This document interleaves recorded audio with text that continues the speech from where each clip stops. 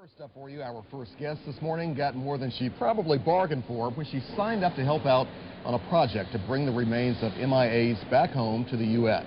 THAL-SLOCUM is a captain with FedEx. She originally got on board the Bent Prop project as a pilot, but soon she was wrapped up in the amazing story and wanted to share it with others. Now, the first-time filmmaker is doing just that with the new movie, Last Flight Home. Thank you for being here. Thank you for having me. So what about it? Is it really true? You got a little bit more than you bargained for here? Well, I did. I started out as a once-in-a-lifetime adventure to follow Dr. Pat Scannon around the jungles and the waters of Palau, and became personally involved, and the passion became mine, and we had to document it and share it with the rest of America. What was the initial anticipation? What had you thought you might come across into, and what did you eventually find? Well, Dr. Scannon's been looking for aircraft down there for 14 years. Since I've been involved, we've found 7 different aircraft, some of them with MIA remains on it, and we've been able to repatriate them, bring stories back to the families, bring pictures back, let them know that the beautiful place their loved ones came to rest, and the closure that we're able to give them is just amazing.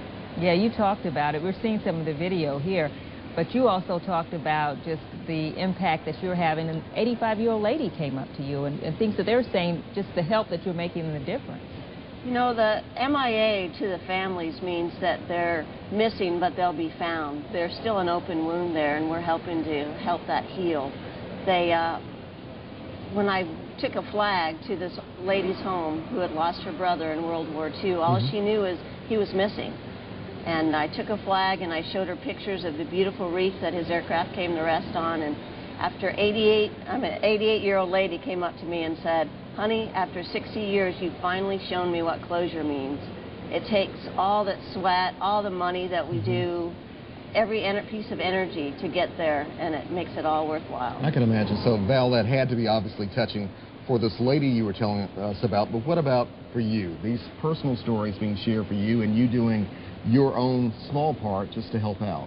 It's my way of saying thank you. Thank you to the MIAs that lost their lives. Thank you to the families that lost their loved ones, and all the soldiers out there that are working to save America today.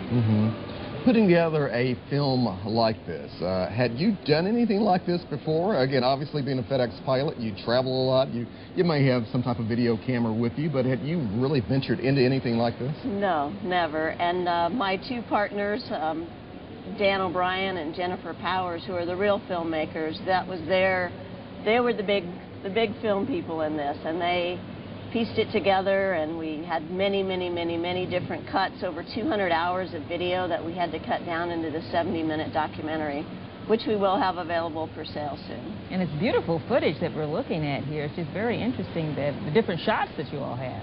The islands are just absolutely gorgeous.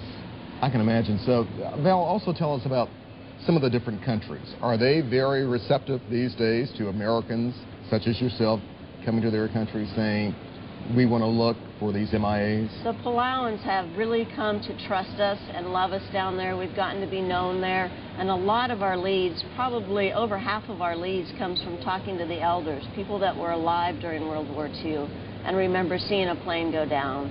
And then building the trust in the hunters. They're hunting out in the jungles or spearfishing, and they see something that looks like an airplane, and they come and tell us about it and take us there. And then through their discoveries, we have our discoveries, and we can track down whose aircraft it was and what family members need to be notified. After all this long time, what conditions are you finding the pieces in that you find? Are they pretty much intact? No.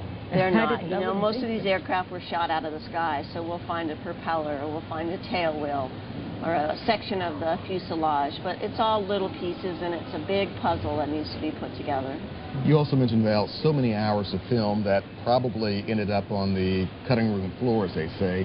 Is there a possibility of maybe a sequel to this documentary?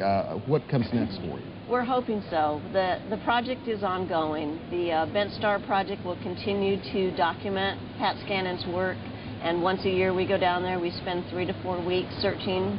We spend our time back in the States going to the National Archives and trying to find more hints and more clues about where we might find more MIAs. There's over 40 crash sites that are still recoverable there in the Palawan Islands. And you're talking about how successful you were. The film went to the film festival. Tell us a little bit about that. We did. We premiered at the Memphis Film Festival this weekend, and we were the last show on Sunday night, and it was a sellout house, and we got a standing ovation. And the whole crowd stayed there for about an hour of question and answer afterwards. It was really rewarding to see how well received though. I bet it had to be. You mentioned there's so many other crash sites you'd probably like to go to as well. This has got to be a pretty expensive venture, is it not? Is it somewhat costly? It is very expensive, and it's all self-funded right now. We did start a 501c corporation, and you can find it on the website at www.bentstarproject.org. And we are accepting donations there to help further our investigation on finding more crash sites. And again, are you also coming across any Tennesseans or Mid-Southerners, for that matter, who are MIAs? We have not yet found any Mid-Southerners that are, and that's not part of our search. It doesn't matter where they're from. We've gone all over. And we have taken family members, once we find their crash sites of the loved ones, back to the island so that they themselves can walk on the wreck site or dive on the wreck site, and that's pretty phenomenal. And it has to be touching there. Well, like I said, this has to be a big part of closure for everybody involved. It is.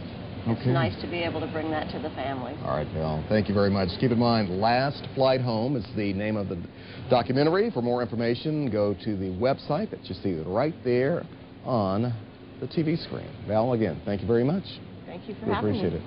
All right.